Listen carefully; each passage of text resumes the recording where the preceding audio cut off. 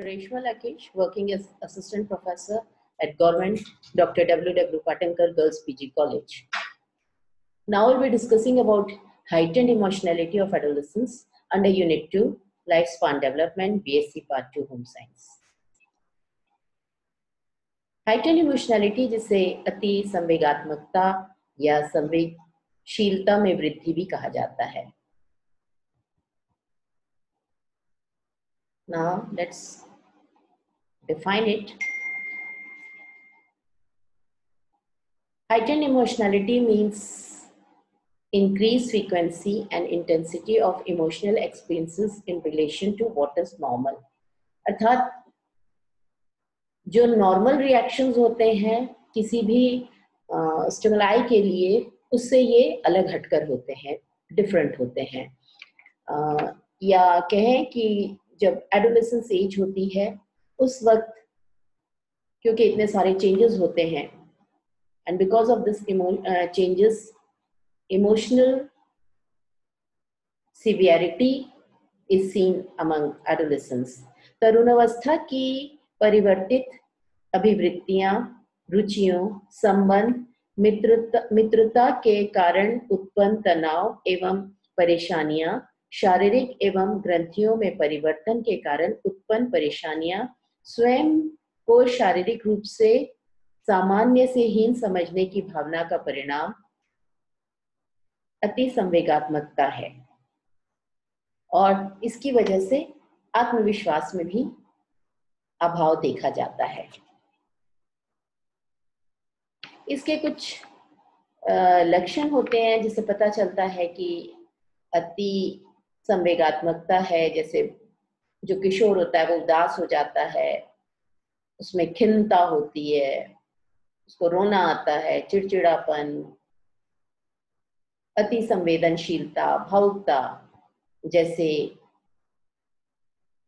लक्षण नजर आने लगते हैं. उसे एकांत में रहना अच्छा लगता है, काम में उसकी अनिच्छा हो जाती है, समन्वय का अभाव उसमें देखने को मिलता है, उसके अंदर बोरियत या ऊब नजर आती है, बेचैन होता है, अस्थिर होता है, सामाजिक विरोध भाव उसमें दिखने लगते हैं और एक विरोध की या विद्रोह की भावना दिखने लगती है. इस तरह से कई लक्षण होते हैं जिससे पता चल जाता है कि किशोर के अंदर अति संवेगात्मकता आ गई है. अब इस अति संवेगात्मकता क्योंकि एक अच्छी चीज नहीं है, एक नेगेटिव पार्ट ऑफ पर्सनालिटी है, तो इसके क्या कारण हैं, क्यों ऐसा होता है? कई कारण होते हैं, चाहे वो फिजिकल हो सकते हैं, साइकोलॉजिकल हो सकते हैं या एनवायरमेंट हो सकते हैं. कई बार एक कारण होता है, कई बार एक या दो से अधिक कारण हो सकते हैं. तो सबसे पहले हम देखते हैं कि फिजिकल कॉजेस क्या है. What are the physical causes of हाइटेड इमोशनलिटी, या शारीरिक कारण क्या है. जैसे हम आपको विदित है कि जो एडोलेसेंस एज होती है, किशोरावस्था होती है, इसमें बहुत तेजी से विभिन्न विकास होते रहते हैं. विशेष रूप से अगर हम बात करें शारीरिक विकास की, तो शारीरिक विकास बहुत तेजी से होता है, हालांकि अनइवन फॉर्म में होता है, बट बहुत तेजी गति से होता है. तो ये ना सिर्फ एक्सटर्नल आपको चेंजेस, फिजिकल चेंजेस नजर आएंगे, बल्कि इंटरनल चेंजेस भी चलते रहते हैं. बहुत सारे जो ग्लैंड्स होते हैं बॉडी के अंदर, उनसे जो उनकी जो वर्किंग होती है उसमें हार्मोन्स रिलीज होते हैं. And because of this release जो बॉडी की जो एक बैलेंस स्टेटस होता है, होम्योस्टेटिस जिसको कहते हैं, वो गड़बड़ा जाता है. और जिसकी वजह से अंदरूनी तौर पे जो किशोर होता है वो उसका भी जो बैलेंस है वो गड़बड़ हो जाता है. तो एक बहुत बड़ा रीजन ये होता है कि वो फिजिकली उसके अंदर, बिकॉज इतने सारे चेंजेस चल रहे हैं, and because of this hormone secretion, इस तरह की जो रिएक्शन वो शो करता है, संवेगात्मकता, अति संवेगात्मकता शो करता है, जिसको वो दर्शाता है. उसके अंदर नर्वसनेस दिखती है और इरिटेबिलिटी दिखती है. इसके अलावा और भी कुछ रीजंस होते हैं. कई बार उसको न्यूट्रिशनल डेफिशिएंसीज होती हैं, खान पान उसका उचित नहीं मिल पाता है, ओबेसिटी, मोटापा है, डॉर्फिज्म है, सेक्सुअल एबनॉर्मलिटीज दिखती हैं, कई बार अनवेड प्रेगनेंसीज हो जाती हैं। तो इस तरह के रीजंस होते हैं जो कि बच्चों के अंदर या आप कहें किशोरों के अंदर हाइटेड इमोशनलिटी को दिखाते हैं। इसके इसके अलावा अगर हम देखें तो साइकोलॉजिकल कॉजेस, मनोवैज्ञानिक कारण भी कुछ नजर आते हैं। जैसे यूँ तो जितने भी डेवलपमेंट्स होते हैं उसको बहुत सारे फैक्टर्स प्रभावित करते हैं, बट इंटेलिजेंस या आईक्यू एक बहुत बड़ा फैक्टर होता है। तो ये माना जाता है कि जो बच्चे इंटेलिजेंट होते हैं, जिनका आईक्यू लेवल हायर होता है, वो बहुत जल्दी अपने अंदर स्किल्स को डेवलप कर लेते हैं, जिससे कि वो अपनी जो अति संवेगात्मकता है उसको वो अपने कंट्रोल में करने की कोशिश कर लेते हैं। इसके अगर उलट देखें आप कि जो बच्चे जो कि बहुत ज़्यादा इंटेलेक्चुअल नहीं है या जिनकी मेंटल डेवलपमेंट बहुत अच्छी तरह से नहीं हुई है, तो वो बच्चे जब उनके अंदर हार्मोनल इम्बैलेंस चल रहा है या कोई रीजंस होते हैं जिसकी वजह से उनको परेशानी आती है, इमोशनल परेशानी आती है, तो वो उस कंडीशन को अच्छी तरह से हैंडल नहीं कर लेते। तो जैसे और इस उम्र में एक लेवल ऑफ एस्पिरेशन भी होता है बच्चे की, एक क्योंकि उसकी एक आइडेंटिटी की वो पहचान की तरफ बढ़ रहा होता है, तो अपने कुछ गोल सेट करता है। उन गोल्स को अटेन करने के लिए वो अपने लेवल पे बहुत सारे एफर्ट्स करता है। इफ ही इज इंटेलेक्चुअल, उसका आईक्यू लेवल हायर है, लेवल ऑफ एस्पिरेशन हाई है, तो डेफिनेटली वो जो कुछ भी फेलियर्स आते हैं या कुछ ऑब्स्टिकल्स आते हैं उसके गोल अचीवमेंट में, तो ये उनको खत्म करता है, उनको उनसे निपट लेता है और अपनी लाइफ को आगे चलाता है। लेकिन अगर इसके अंदर इस तरह का कैपेबिलिटी नहीं है, तो वो इन फेलियर्स को या इन सक्सेस को या इस हार को बर्दाश्त नहीं कर पाता और उसके अंदर जो अति संवेगात्मकता के लक्षण नजर आने लगते हैं।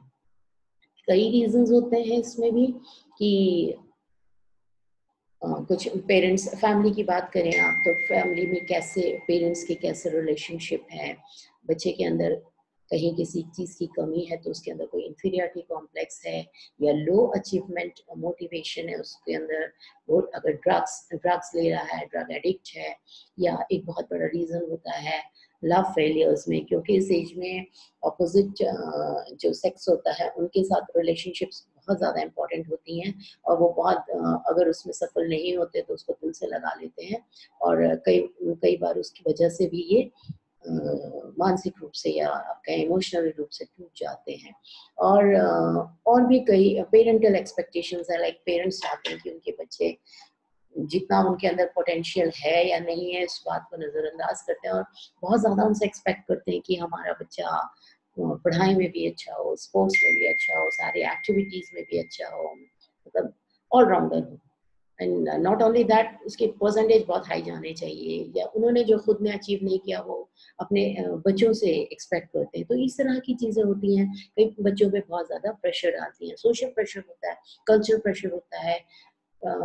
हर बच्चे से उम्मीद की जाती है कि he has to move in this way in this society, और अगर वो उस चीज़ों को नहीं करता है, एक्सेप्ट नहीं करता है या उनका विद्रोह करता है तो उसको सोशल नेग्लिजेंस मिलता है। इसी तरह से हम देखते हैं, अगर सोसाइटी में देखें तो बॉयज़ के ऊपर कुछ ज़्यादा प्रेशर होता है, social pressure comparative to girls, की उनको कुछ बनना है, ये करना है, समाज में ऐसा करना है, नाम कमाना है, परिवार का नाम करना है, लाइक दैट। तो इस तरह के जो प्रेशर होते हैं वो भी बच्चे को प्रभावित करते हैं और उसके अंदर इमोशनल अनस्टेबिलिटी ला देते हैं। अब ये समझ में आ ही गया है कि ये जो हाइटेंड इमोशनलिटी है, it is not very good, negative effect बहुत ज़्यादा है इसके।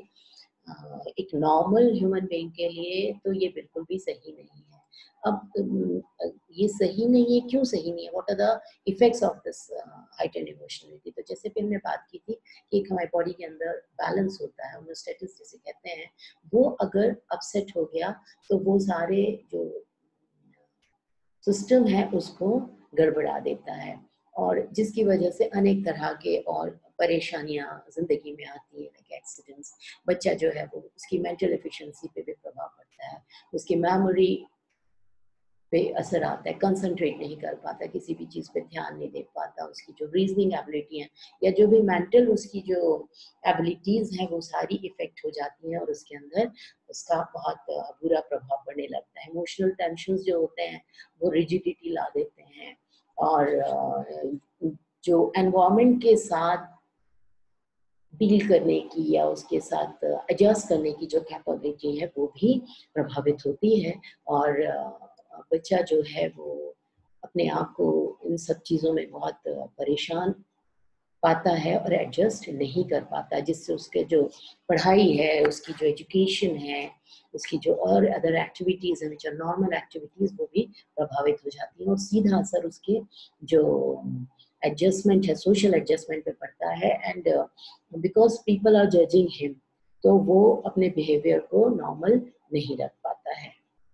नाउ we already know कि what are emotions. Emotions are the reaction of a person, of an individual towards any situation. वो एक particular situation में कैसे react कर रहा है, वो कैसे उसके thoughts हैं, this is his emotions. And emotion development in adolescence involves establishing a realistic and coherent sense of identity in context of relating to others and learning to cope with stress and manage emotions. यहाँ पर emotion development जो है वो किशोरों के अंदर उस काबिलियत को या उसको सेंस को बढ़ाता है, बनाता है, विकसित करता है, जिसके अंदर उसकी एक आइडेंटिटी को वो डेवलप करता है, ऐसी आइडेंटिटी जो कि उसको कोरिलेट करती है समाज से। और अगर वो इस आइडेंटिटी को अच्छी तरह से समझ जाता है और उसको अपने जीवन में लागू कर लेता है, तो वो आने वाले समय में जो भी स्ट्रेस है उसके साथ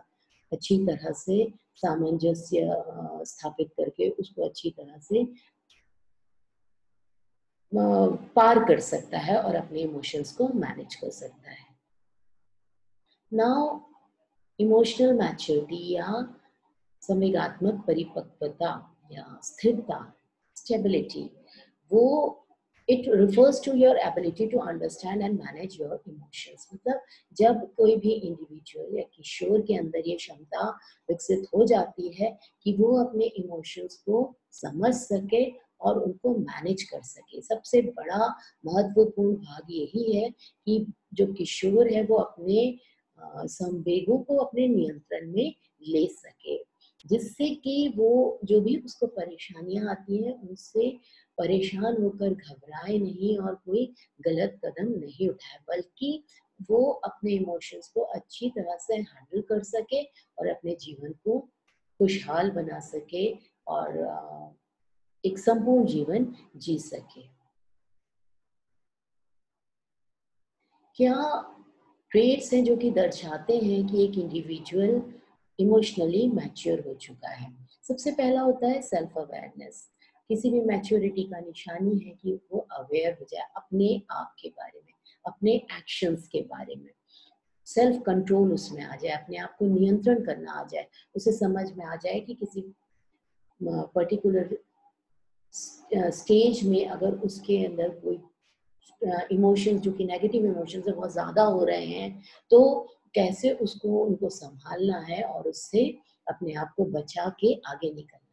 नेक्स्ट इज अकाउंटेबिलिटी। उसको उसके अंदर ये भी डेवलप होना चाहिए कि जो भी उसके साथ हो रहा है वो उसको खुद समझे कि वो उसका स्वयं जिम्मेदार है, और वो अपनी कंडीशंस को अपने नियंत्रण में लेने की कोशिश करे, अपने इमोशंस को अपने नियंत्रण में लेने की कोशिश करे।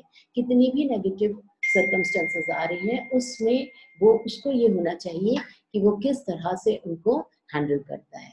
इसके बाद उसके अंदर ह्यूमैनिटी, सेल्फ एक्सेप्टेंस की अगर वो कोई उसको परेशानी आ रही है या उसके अंदर कोई खामी है, तो वो इस खामी से कैसे एक्सेप्ट करे, उसको अपने आप को नियंत्रित करे कि भी हम समझ ले, मान ले, एक्सेप्ट कर ले कि मेरे अंदर ये कमजोरी है, मेरे अंदर ये अच्छाई है। तो अगर कमजोरी है तो उसकी वजह से दुखी होना, उसको लेके रोते रहना, चिड़चिड़ाना, कुंठित होना, ये किसी भी बात का इलाज नहीं है। इसके अलावा ग्रैटिट्यूड होना चाहिए, थैंकफुल होना चाहिए, कंपैशन होना चाहिए, दूसरों की भी कद्र करनी चाहिए। तो ये सारी जो भावनाएं होती हैं, ये किसी भी व्यक्ति को इमोशनली मैच्योर बनाती है। अगर इमोशनली मैच्योर हो जाते हैं तो बहुत आसानी से जो भी उनको स्ट्रेसफुल कंडीशंस आती हैं, ऐसी कंडीशंस और सिचुएशंस आती हैं जो कि उनके फेवर में नहीं है, उससे वो निपट सकते हैं। अन्यथा क्या होगा कि अगर उनको बचपन में अगर इस तरह के एक्सपीरियंस है कि बहुत जो बचपन है वो बहुत अच्छा सा नहीं बीता, इमोशनल बहुत सारे प्रॉब्लम्स आए हैं, तो हो सकता है कि अभी उसको इसके जो आउटकम्स हैं वो देखने को मिलते हैं। उसको नींद नहीं आना, चिड़चिड़ापन, लड़ाई झगड़ा, बहुत जल्दी एक्साइट हो जाना, गुस्सा होना, हमेशा दुखी रहना, इस तरह के जो रिएक्शंस ये शो होते हैं अगर उनका चाइल्डहुड प्रॉपर वे में नहीं हुआ है। और जबकि अगर वो इमोशनली स्ट्रांग है, मैच्योर है, तो आसानी से वो अपनी इन सारी जो स्ट्रेसफुल सिचुएशंस है उसको हैंडल कर लेते हैं। Then because they we know कि भाई जीवन में है उतार चढ़ाव दोनों आते हैं, और इस जो परिस्थितियां आती हैं उसमें किस तरह से अपने आप को संभाल के अपने आप को बिना कष्ट दिए निकालना है, यही मैच्योरिटी है। इसके बाद हम बात करते हैं कि what are the problems of adolescence. Adolescence age जो होती है, it is known as age of problems. ये अवस्था को ही एक प्रॉब्लम एज कहा जाता है। यहाँ तक कि जो एडोलेसेंट होता है उसको खुद ही एक प्रॉब्लम कहा जाता है। He is himself in a problem to himself and to the all everyone around him. Why? क्यों है भाई वो प्रॉब्लम, क्या रीजन है? तो इसको बहुत सारी परेशानियां रहती हैं। क्या परेशानियां रहती हैं? इसको अपनी एजुकेशन से परेशानियां हैं, कई बार पढ़ाई में मन नहीं लग रहा है, बहुत अच्छे मार्क्स नहीं आ रहे हैं, सब्जेक्ट्स पसंद नहीं आ रहे, टीचर्स पसंद नहीं आ रहे, स्कूल पसंद नहीं आ रहा है, फिर फ्रेंड्स से प्रॉब्लम है, अपने पीयर ग्रुप से भी प्रॉब्लम हो सकती है। अभी तक जिस झुंड में या ग्रुप में वो रहना पसंद करते हैं, अचानक से मुझे सबसे दूरी होने लगती है, एकांत में चले जाओ ऐसा लगता है। फिर ग्रीव्स की प्रॉब्लम है। फ्रेंड्स की बात करते हैं तो सेम सेक्स के फ्रेंड्स के साथ तो है ही है, ऑपोजिट सेक्स की तरफ बहुत ज़्यादा अट्रैक्शन हो जाता है इससे।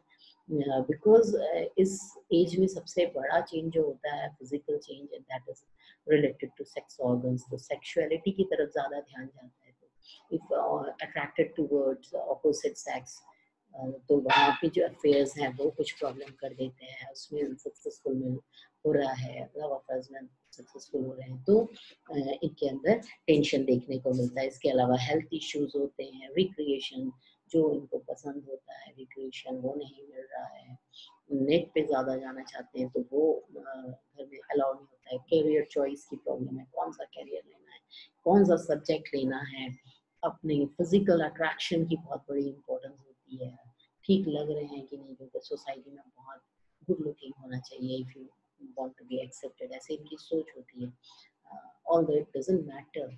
उसके बाद उनकी हेल्थ कैसी है, और लुक्स की तो अपन बात कर ही चुके हैं। गर्ल्स के अंदर इश्यूज आते हैं, हेल्थ इश्यूज, दैट उनकी प्रॉपर पीरियड्स आ रहे हैं कि नहीं, कहीं ये पतली है कि मोटी है, ओबेसिटी है, फिजिकल अपीयरेंस की वहाँ पे भी बात आ जाती है। इसके अलावा इनकी वॉइस है, बॉयज हैं तो उनकी वॉइस में चेंजेस आए हैं कि नहीं, जो रिक्वायर्ड चेंजेस है, लाइक डीप वॉइस होनी चाहिए, गहरी आवाज़ होनी चाहिए, भारी आवाज़ होनी चाहिए। गर्ल्स हैं तो उनकी वॉइस बहुत स्वीट होनी चाहिए, they must be sweet looking, sweet spoken, उनसे ये एक्सपेक्ट किया जाता है। अगर नहीं है तो उनको इस चीज़ की टेंशन होती है। इसके अलावा मेंटल टेंशन होते हैं, लाइक पेरेंट्स के साथ इश्यूज होते हैं, फैमिली कैसी है, फैमिली में पेरेंट्स के आपस में कैसे रिलेशनशिप है, बच्चों के आपस में अपने सिबलिंग्स के साथ कैसी रिलेशनशिप है, पेरेंट्स के साथ कैसी रिलेशनशिप है, टीचर्स के साथ, सोसाइटी में और जो लोग हैं, जो फैमिली रिलेटिव्स हैं उनके साथ, परिवार कैसा है, it's broken family, single mother है, सिंगल पेरेंट है, तो all this things affect children. Like working parents हैं तो they don't have time for the kids. Like इस एज में बच्चों को बहुत ज़्यादा ज़रूरत होती है कि किसी के साथ वो शेयर करें अपनी फीलिंग्स, क्योंकि इतनी इतनी ज़्यादा प्रॉब्लम्स हैं, नेवर एंडिंग प्रॉब्लम्स हैं। कभी तो बहुत खुशी है, आप बिल्कुल हवा में उड़ते रहते हैं, आसमान में उड़ते रहते हैं, और कभी इतना दुख है कि ऐसा लगता है कि सारी जो परेशानियां है वो हमारे साथ। तो इस तरह की प्रॉब्लम्स देखती हैं जिसको ये क्या करते हैं, कैसे शो करते हैं, जब किसी से बात नहीं करेंगे, गुस्सा करेंगे, चिड़चिड़ करेंगे, एकांत में चले जाएंगे, अकेले रहना चाहेंगे, किसी काम में मन नहीं लगेगा। जो एक्चुअली एक रीजन ये भी होता है कि छोटे होते हैं, जब चाइल्डहुड में होते हैं तो बहुत एक्टिव रहते हैं, दौड़ते भागते रहते हैं, but when once their physical development starts and they start entering into adulthood, तो क्या होता है बॉडी के अंदर इतने चेंजेस आते हैं, उनके अंदर इतनी एनर्जी नहीं बच पाती, तो ये बहुत ज्यादा काम नहीं कर पाते, थक जाते हैं। किसी के साथ भी एडजस्टमेंट करने में इनको प्रॉब्लम होती है, बहुत जल्दी कहीं भी जाने में बोर हो जाते हैं, बोर हो रहा हूँ, ऊब हो रही है, बहुत बेचैनी होती है, अस्थिरता, बिल्कुल अनस्टेबिलिटी आ जाती है, जो भी सोशल जो एक्सेप्टेंस है उसके अगेंस्ट में एक विद्रोह की भावना आ जाती है। तो इस तरह के ये लोग रिएक्शंस शो करते हैं। अब as we already know that adolescence is a vital stage of growth and development. यहाँ पर वृद्धि और विकास दोनों चलता है। अब आप देखेंगे कि एवरेज टीनेज ब्रेन में क्या क्या चल रहा है, सम प्रॉब्लम्स, रेबिलियन हो जाते हैं, इनका लव या जो अफेयर्स का पोर्शन आप देखेंगे कि सबसे ज्यादा इनके दिमाग में ये चीज हावी होती है, फिर इनका ईगो आ जाता है, पेरेंट्स के साथ लव हेट रिलेशनशिप चल रही है, बैलेंस और कोऑर्डिनेशन लेवल इधर उधर होता रहता है। सेल्फ इमेज, जैसे हम पहले भी बात कर चुके हैं, बहुत इम्पोर्टेंट होती है कि कैसे वो दिख रहे हैं फिजिकली, वो कैसे दिखना चाहते हैं और कैसे दिखते हैं और कैसे लोग उनको समझते हैं, ये सब बातें इनके लिए बहुत ज्यादा महत्वपूर्ण होती हैं। फिर और इनको इनके फ्रेंड्स के साथ कैसे रिलेशनशिप चल रहे हैं, शामिल करते हैं, फ्रेंड्स बुली करते हैं, तंग करते हैं, छेड़ते हैं, तो ये सारी चीजें जो है वो बच्चे के दिमाग में आप देखिए कि कंटिन्यूशन में चलती रहती है। इसके अलावा एक बहुत बड़ी, बहुत ज्यादा सीवियर प्रॉब्लम है इनके साथ सेक्सुअल रिस्क बिहेवियर देखना, बिकॉज ये जो यंगस्टर्स होते हैं, because of sexual development now, like now their body is ready for sexual relationships, so एक बहुत important factor में जुड़ जाता है, और ये कई बार ऐसे बिहेवियर में या ऐसे कामों में उलझ जाते हैं जो कि इनकी, इन्हें पता नहीं होता कि इनके लिए आगे चल के कितनी ज्यादा परेशानियां करने वाला है, खास तौर पे उनके स्वास्थ्य को लेके। तो आप देखेंगे कि यहाँ many young people engage in sexual risk behaviors and experience that can result in unintended health outcomes। मतलब ऐसी बातें हो जाती हैं जो इंटेंशनली ये नहीं करते हैं, और वो इनके लिए, इनके स्वास्थ्य के लिए बहुत रिस्की हो जाती है। CDC data show that lesbian, gay, bisexual high school students are at substantial risk for serious health outcomes as compared to their peers। मतलब अब ये इस तरह की भी चीजें देखने को मिल रही हैं when youngsters are in lesbian, gay and bisexual relationships, और जब ऐसे रिलेशनशिप आते हैं तो इनके आउटकम्स भी बहुत ज्यादा सीरियस होते हैं in context of their health। अब तीन चीजें सामने आती हैं because of the sexual behaviour which is a main problem in youngsters nowadays, like HIV, STDs and teen pregnancy. These are the three important health consequences which come out of this sexual behavior. Now like we'll talk about HIV और AIDS, as you know, एक बहुत गंभीर रोग है जो कि सारे विश्व में फैला हुआ है, और अभी एक स्टडी हुई थी 2018 में जिसमें ये बताया कि 21% of all new HIV diagnoses are among young people aged between 13 to 24 years. So as you already know that adolescence age is between 12, 13 to 19 something.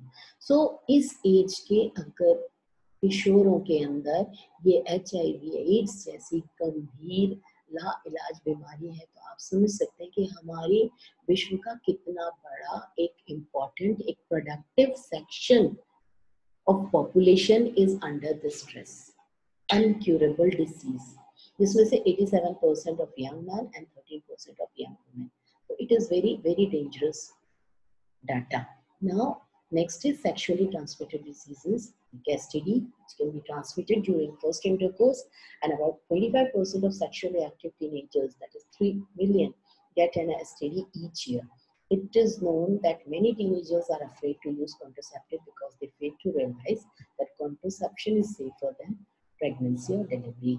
यानी करीब 25% जो active, sexually active teenagers हैं, they get this disease in the very first intercourse. Why? Because they don't use any type of contraceptive. They don't know कि if they are not using this, they are going to a more problematic situation. Now, teen pregnancy, because they are not using contraceptives, definitely the result is pregnancy, and teen pregnancy is very dangerous. Physically not developed, socially not developed, and they are pregnant.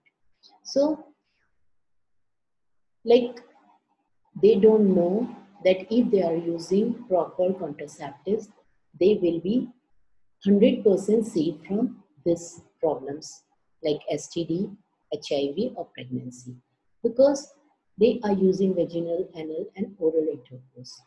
And this is the result, like HIV infection. Now, what should be done? What happens? This is a very natural procedure or act, so can't be stopped. So what should be done?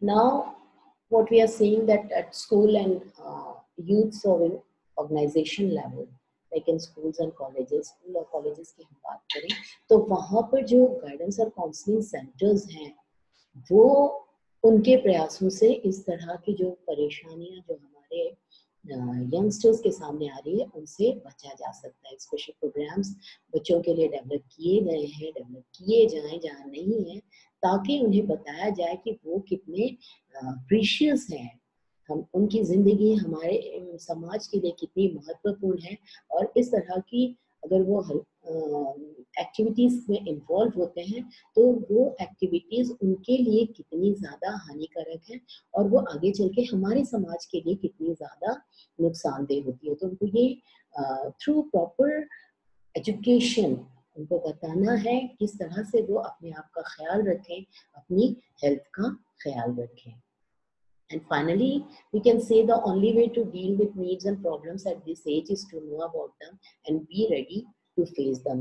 जितने भी teenagers हैं, adolescents हैं, किशोर हैं, उनसे यही कहा जा सकता है कि आप इस अवस्था की, इस आयु की जो भी प्रॉब्लम्स हैं उनको समझें, उनकी नीड्स को समझें, और खुद तैयार रहें, अपने आप को तैयार रखें कि कैसे इन समस्याओं से बचा जा सकता है, इन समस्याओं को दूर किया जा सकता है. These are the references. So it's up to the young generation and also the senior generation like parents कि आप किस तरह से अपने बच्चों की मदद कर सकते हैं. आप उनके पहले दोस्त बन जाओ, जिससे कि वो किसी और को अपना दोस्त ना बनाए, खास तौर पे उन लोगों को जो कि उनके लिए सही नहीं है. Thank you.